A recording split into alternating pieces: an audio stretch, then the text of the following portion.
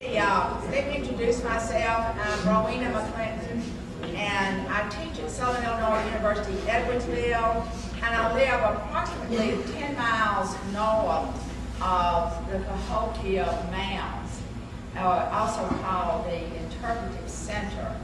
And every time I travel someplace, either here in the United States or even abroad, people say, oh yes, you live right there next to Cahokia. I mean, this is a magnificent relic from the past, in a pre-historic culture, a culture that was completely untouched by Europeans. And also, one of the interesting things about this culture is that they, other than the planting of corn, archaeologists do not think that they adopted anything from the Mayans or any other Mesoamerican cultures.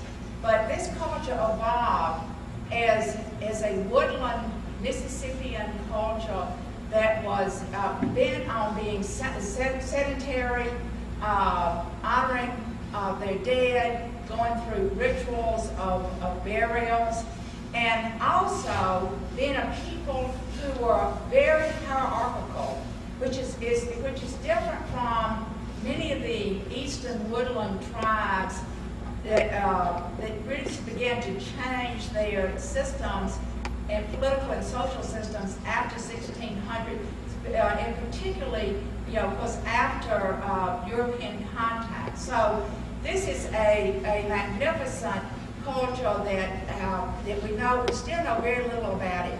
And I'm just going to give you a quick overview of this culture because we are still, only about 10% of this entire area has been excavated.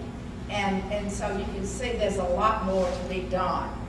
And I've handed out outlines, and I hope that these slides will follow the outline fairly much, and I'm just going to talk this through, and it's not going to be a formal presentation with a thesis or anything that will, it is just really just an informative type presentation. And feel free at the end to ask me questions because if I can answer them, I will, and if I can't, I do have some literature here, and very recent literature, the most recent literature, I should say, about Cahokia, what's just come off the press in the last year or two.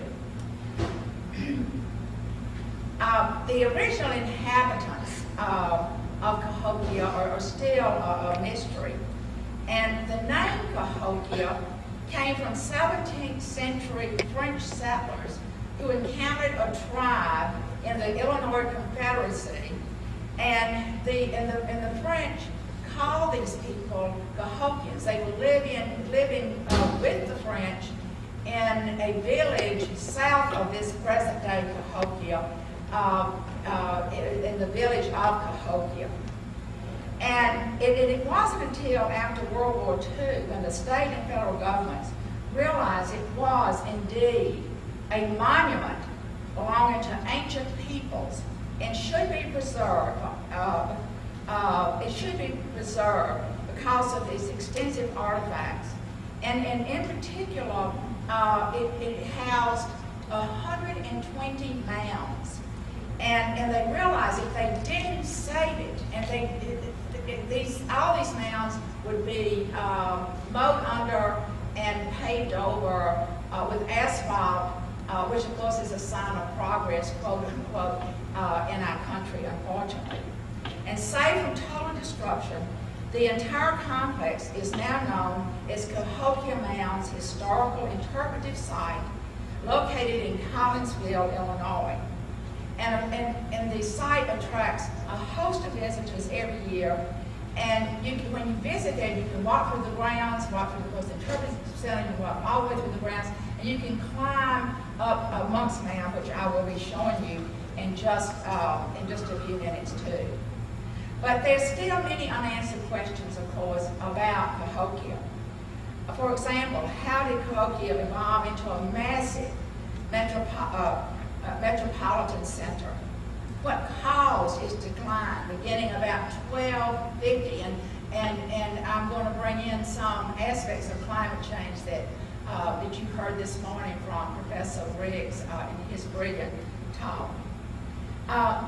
Also, speculation still continues to surface about the site's significance and why and what happened to cause this site to become very, very special in this particular time in history. Because the woodland culture, the Mississippian culture, dates back before BC and continued into around 1400 AD. But the most recent researcher, an anthropologist from the University of Illinois, has just written a book called Cahokia, and this is how he speculates that Cahokia got started. He says that the beginnings of Cahokia was due to a 1054 AD supernova in the constellation Taurus, lighting up the sky day and night for 23 days. And at that time, of this supernova, there already existed a culture in some villages who were living here in the American bottom land. I want to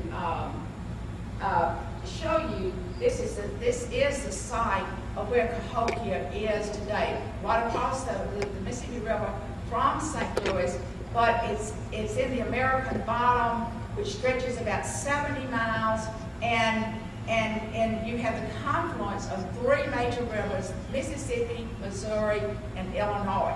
Extremely fertile land. In fact, Illinois still has extremely fertile land. We grow some of the finest corn in the world today, and I've been told that just two counties right north of where Cahokia is today, that they produce one of the largest producers of corn in the United States today. So you can see how fertile all this area still is even today. But anyway, this supernova attracted a group of elites, and because this is a hierarchical culture, very different, like I said, from the cultures, American Indian cultures that we think that evolved after contact in 1600, that became more egalitarian to coexist with European cultures. This was a culture that was politically and socially different from other cultures that evolved after 1600. This was a hierarchical society that attracted this ruling elite, and the influence, because of the supernova, and because these were an elitist group of peoples, they were able to extend their power throughout the surrounding region with its own system of well laid out towns and villages. So you see up and down here along the Mississippi River in Illinois and Missouri rivers, you had other villages existing at the same time. The power of the ruling elite, according to Tim Palcatet, who just wrote, like I said, this book from the University of Illinois, and he and this is his theory, and this is the latest theory. And their power attracted thousands to resettle in what became a megalopolis in the richly agricultural-based American bottom, and as I've already stated, at the confluence of these various rivers. And the elites harnessed their recently arrived settlers' labor, and Cahokia evolved into a very labor-intensive society. And following the dictates of the powerfully privileged, the laboring class, built a planned city with avenues, plazas, multiple dwellings, stockades, and mounds. So I want to see if I can get to it. And this is an overview of what it looked, what scholars think that it looked like after attracting so many settlers there as a result, like I said, of this super gold. Now, but let me just go, but today, we wondered, just where did this name Cahokia exactly come from, other than the fact that there was a village in that area named Cahokia. The French had moved in there in 1699, and as I said, they had attracted a group of Indians called Cahokians, who were at that time a part of the Illinois Confederacy.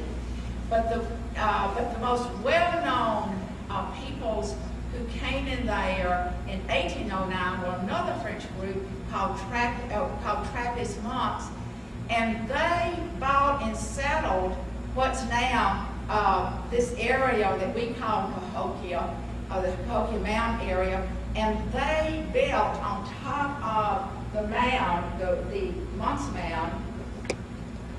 Here, this is Monk's Mound, which is a truncated terraced mound, and they built on top of this mound a chapel. They had hoped to attract a lot of attention and use it as a central place and expand their influence.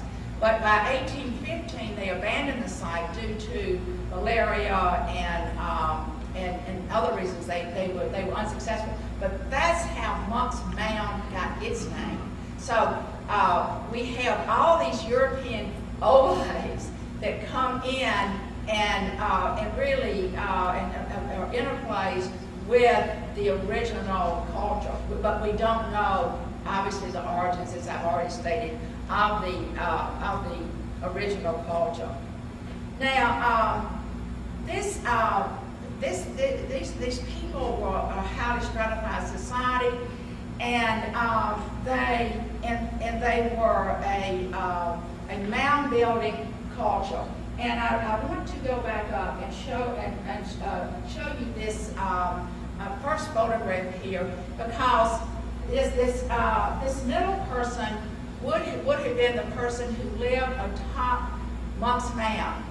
This was Cahokia is also referred to as the Sun City, but the person who was at the highest part of this society was known as the Sun King. Now, not to be confused now with Louis XVI. I mean, this is not. I mean, this is the Sun King because he lived so close to the sun, and they received their power, from the upper world. And so, and he was the brother to the sun, and this was a part of their belief system. And we know something about these hierarchical cultures from the experiences of De Soto when he came through with his men and stayed in the southeast starting around 1539. And he described these chieftainship cultures throughout the southeast, and in particular the Natchez culture. When he got to Natchez, to the Natchez people who were further down the Mississippi River, the Natchez person, and I don't really use chief because that's a pejorative term, it's a European, more of a European concept, but the leader said, no, he has to come to me. I don't go to anyone else. He has to come to me. In fact, he was carried on a litter. He never touched the ground. He always stayed above the ground. And as he was being carried, I'm talking now about the Natchez peoples. But back to the Cahokian people that were living here before the Europeans, way before De Soto came. These people worshiped this man as their sun god because he lived atop of Monk's Mound, and he lived so close to the sun that was where he derived his power. And this is important because we think this is one of the reasons that caused the demise of Cahokia, and that will be at the very end of this presentation.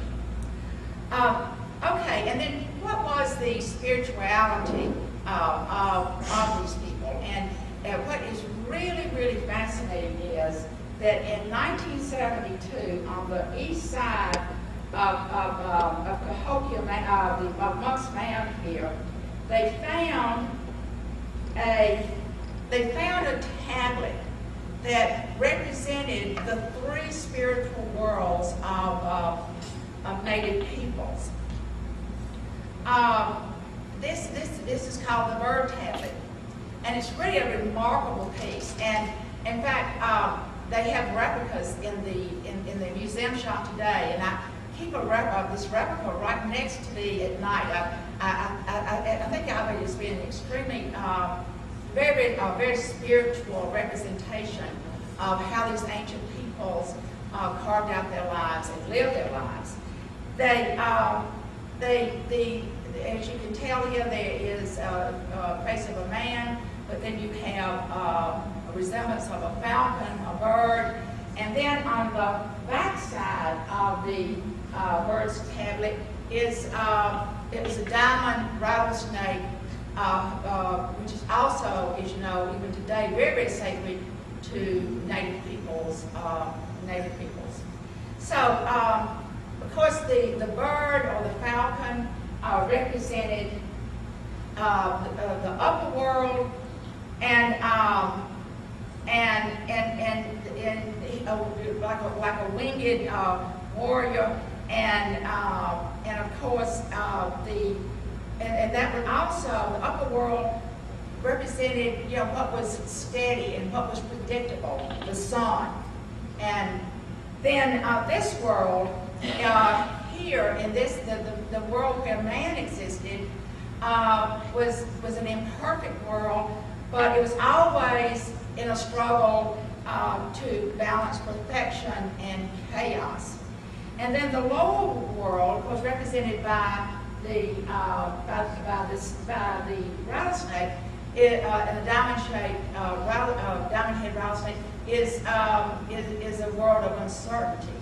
So the balance between those three worlds was so much a part of their spirituality. And I know that Sue Folsom is here in the audience, and she knows that I have had some contacts with the Mississippi Band of Choctaw Indians. And I've always been so amazed at these beautiful dresses the dress that the men wear and also that the women wear. They use the diamond-shaped rattlesnake. I'm diverting here, but to represent a part of their culture, because it was a rattlesnake that went in and killed the rats that were eating the corn. So the diamond-head rattlesnake is represented on their dress, and you know, even today. So I know there are many other different representations as far as the diamond-head rattlesnake or even snakes are concerned. But this is what scholars have come to agree about as far as this bird-man tablet that is now the signature piece of the interpretive center. Also, representing the afterlife is the way they buried their leaders. And this particular leader was found in Mound 72, and he was surrounded by 20,000 seashells, or they were round pieces that have a hole in the middle. And these seashells had been gathered from the Mississippi Gulf of Mexico area, and they had a particular instrument where they would carve out these seashells, and then also put in the middle of these seashells a hole. And I'm not so sure what the interpretation of these particular seashells, other than the fact that I will get to in just a minute the extensive trade routes and how they were able to keep up these extensive trade routes, because they brought in goods from all throughout the Midwest as far as North Carolina. But this particular person was also surrounded by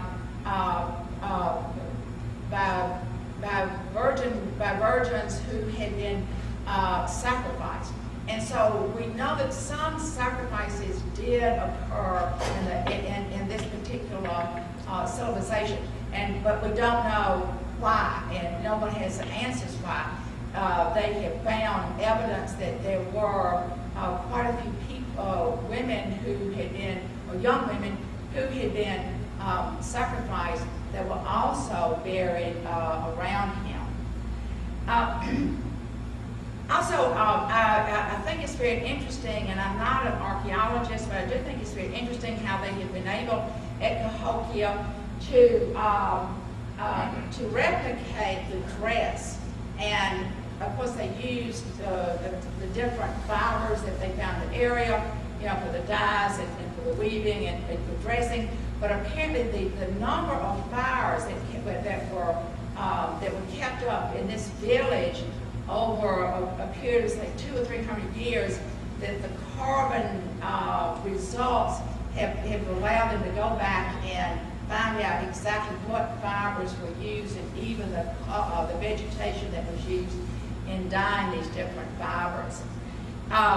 And I will get to that also in a few minutes and talk to you about just what a huge city, of course, this became. Also, Cahokia became known as a theocratic chieftainship,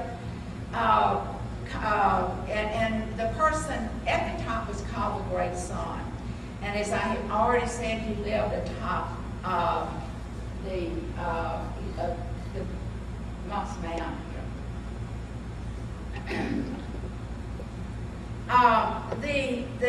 And this laboring class power built this massive mound for their leader, as I said, the sun god, whose military force came from living as close as possible to the sun, and spread out in front of his massive terraced dwelling. And there are at least three sections of Moss Mound. Was this large plaza here that it was called the Grand Plaza, with ceremonies, and I will talk about Chunky in just a few minutes, took place. And this was one of the largest cities in civilization in this kind. It rivaled Paris and London. Around 1,200, they think the population reached as many as 20,000 people. Now, recently, some of the people at the Interpretive Center have reduced that to 15,000. So there are shifting. There is some shift in the most recent information that I've gotten, but the literature does say 20,000 people lived here at one time. Of course, it was a culture that was based on corn and the growing of corn, and this was an extremely important aspect of this culture because the corn that they were able to, because of the richness of the soil, they were able to produce a surplus. So in producing a surplus, they were able to build up these huge trade routes throughout the other eastern woodland tribes. They traded as far away as the Great Lakes for copper. They went into the Appalachians for mica, and as I've already said, to the Gulf of Mexico for these seashells. But and they were completely dependent on corn for survival. Not only just, of course, they did use the nearby woods and hunted deer and the rivers to fish, but their main subsistence and their food supply was corn. We also know that they specialized in crafts that were based on basket weaving and pottery, and I will.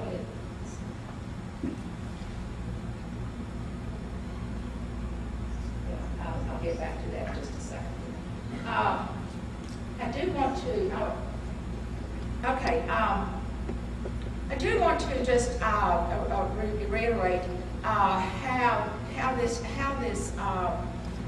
Cahokia really became a major civilization because it was a highly organized group of people who were very labor intensive.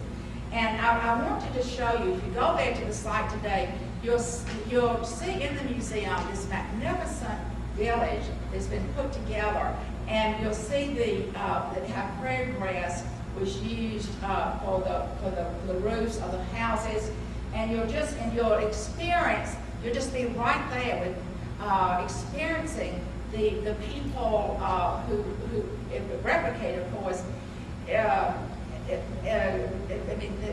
They replicate the past in a magnificent way, and I just want to go through and just show you what you see when you go into the interpretive center and how they replicated this village. And of course, all the materials even used for the museum pieces are from the area today, and it shows you.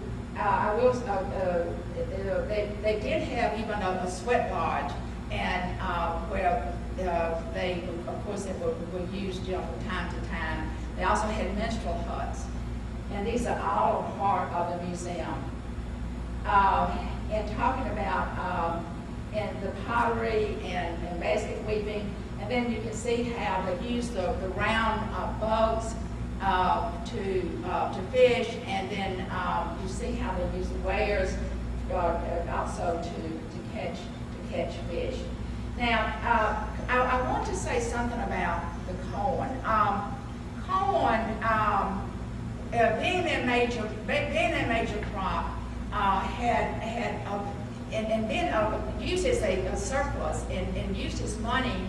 Also, their very success possibly could have led to their downfall, because in pounding the corn, also the pieces of rock they were using to pound the corn could get caught, of course, into that corn and cause the breakage of their teeth.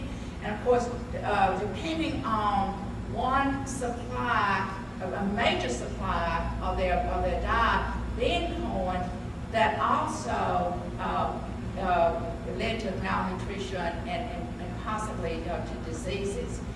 And the interesting thing is that, and this is the most recent information, I don't know whether it's in this literature that I brought in here today, but they've only found one bean seed at Cahokia. So these people did not use what we refer to, the Native Americans refer to as the three system crops.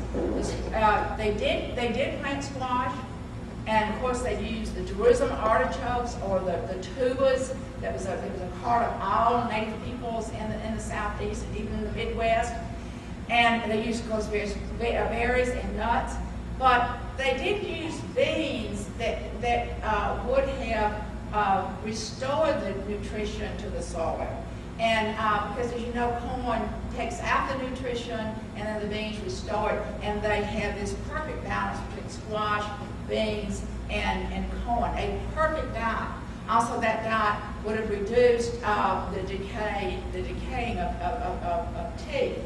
So we know that this use of corn was an incredible dependence that possibly could have led to their demise. But before I get to the demise, I wanted to also show you something about the pottery that you will see when you go to the effigies that you will see. I want to tell you that these people were also a time-oriented culture. They built an American wood hinge, the only calendar that we know of here north of the Rio Grande. And this American wood hinge told perfectly the summer solstice and the equinox. I mean the winter solstice and the equinox perfectly all the time. I mean, this was a perfectly measured way of telling time. And the original wood hinge is not there. They have reconstructed it, and it is west of Monk's Mound. But when you get on the top of Monk's Mound, I hope all of you will come and experience Cahokia. And you go on top of Monk's Mound, and you look over toward the Mississippi River, and you see this magnificent calendar. And as far as we know, the only calendar of its type here in North America. Because we know the Mayans had a calendar. Also, one of the games that they played and betted on was chunky, because today, as you know, that is still a game that's played, I know, by Choctaws, and it's a game that where the Cahokians betted on, and as we know, we know that all these Native American societies were big in gambling and also playing dice, and this is the chunky ball or rock here, and as you know, it's rolled, and then they throw spears to figure out exactly where it will stop, and the person whose spear has landed nearest the place where the chunky rock has stopped, then that is the that person, of course, wins and wins the bets. So I also I have some other pictures here of the village, and this is the city. And I'll go back now to maybe why did this culture fail, or not fail, but how did it decline? And I'd like to bring in some of the aspects that Professor Briggs brought in this morning. These people, they may have become so malnourished that because they did not, that there was a tremendous climate change around 1200. There was a cooling of the planet in around 1200, and they'd only grown one type of corn. It was a smaller ear of corn, and they had never tried or experimented in growing other types of corn that could have adjusted to a cooler climate. So we know that the corn they were growing could not grow in a cooler climate when these climatic changes began. Also, we were not so sure about what happened as far as all the flooding was concerned, because they built a huge stockade around the city and to express their military might. But in building this stockade and keeping this stockade up, of course, they felled all the trees in the area. So when the floods came, there was no place, of course, for the water to go. And also, every day to keep up the eating and to keep the family and the families having warmth or cooking, a way to cook, you had numerous fires that were created every day for all these different families. So if you have 15,000 or 20,000 people living there, of course you've got a huge wood supply that's needed for these fires. So again, that's another way in which flood control. There was no flood control in this, obviously, this particular time, or this part of what became the United States. And then we have no evidence why they built this stockade and what caused them to build this stockade. But Palpatech, the most recent book that has come out, Tim Palpatech from the University of Illinois, he projects that the political structure began to crumble because the people perceived that the sun god had all this military might and all this military power. But once some internal strife started coming about, I mean, like the malnutrition or the flooding, this perceived power and this perceived idea of the sun god lost its power and lost its significance. And so the people began to spread out, and we don't exactly know where they went. We just know that they vacated this place, And we know that around 1400 or even maybe before, there were no more people living in this site that we now call today Cahokia. So I'd be happy. I don't want to be in competition with talking about nourishment. I don't want to be in competition with our lunch here, but I'd be happy to answer any questions if we can have a few minutes. Yes. Yes, the Wycliffe Mounds, yes.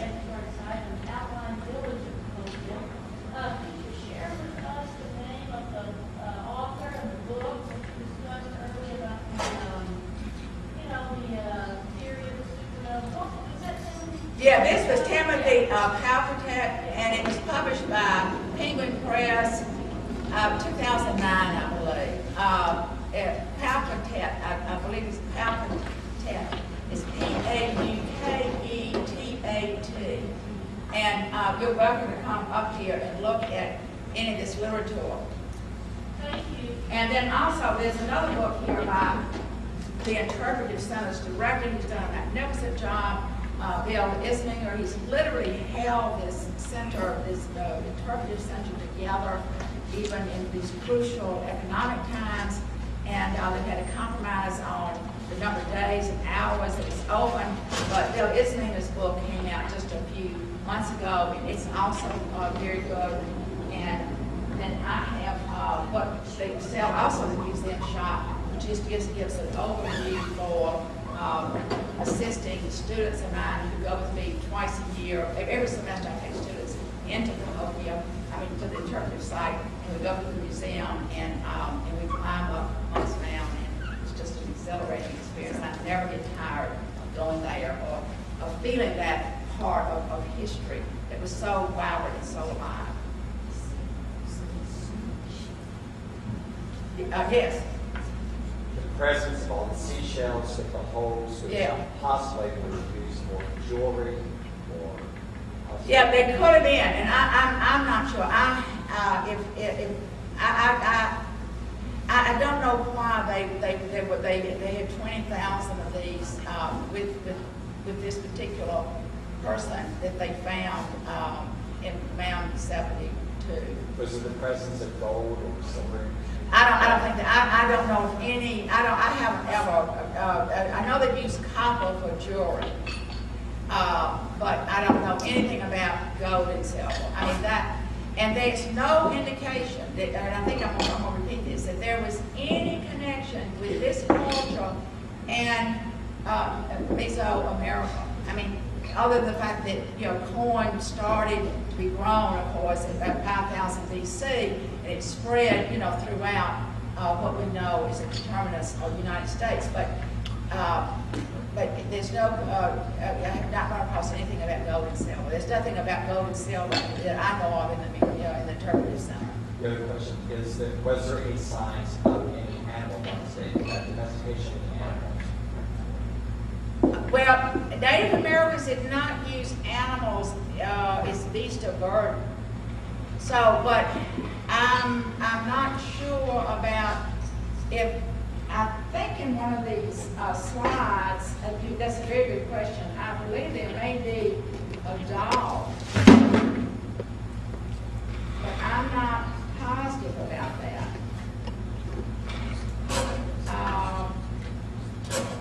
But they did not. So I cannot answer that question. It's a good question. I don't think I know.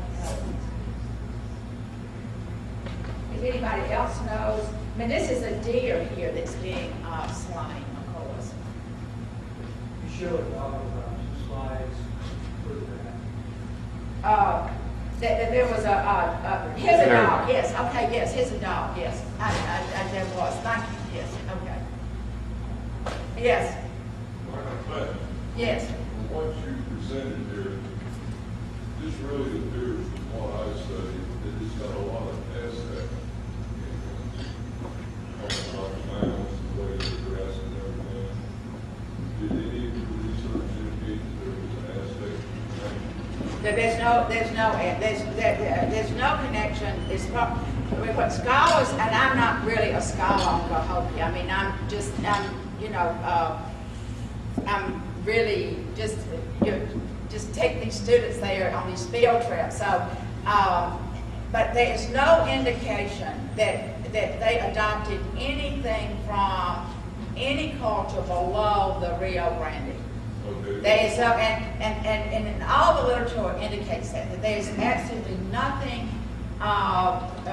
except the growing of corn. That would be the only aspect that would be, similar to these cultures. Well, one of the similarities that I saw was the sacrifice. Yeah, and we really don't know, and again, we don't understand that sacrifice, and we don't understand the sacrifice in the Mayan culture either. I mean, I'm very reluctant to give that any kind of interpretation, because I honestly don't know, and I don't know that scholars have really explored why these sacrifices took place at, during this particular time at this site called Cahokia today. One more question. Okay. How do they know that they have a slip line? Because of all the excavation that's been done so far. Thank you. Yeah, okay. It's great questions. Yes. You talked about human sacrifice, probably, I think in the earlier stages of Cahokia, they had human sacrifice, but then that kind of blended out in later stages they did not sacrifice. I don't know. Because I'm not even sure if at what point they have identified exactly when these sacrifices, were made. Those are good questions, but like I said, I wish I could answer, but I really can't answer the questions about human sacrifice. You think if we start sacrificing in Congress, that might help? If we did what? Sacrificing in Congress, that might help.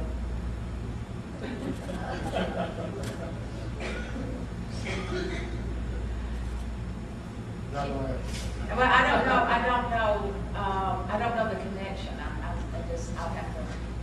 I don't know that connection.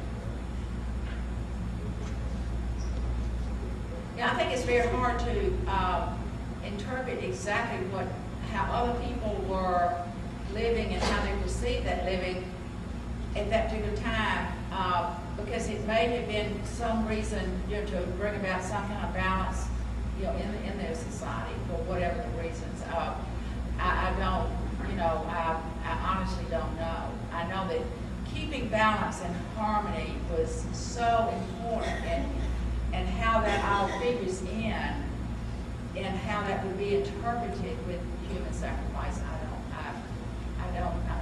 would not venture to say.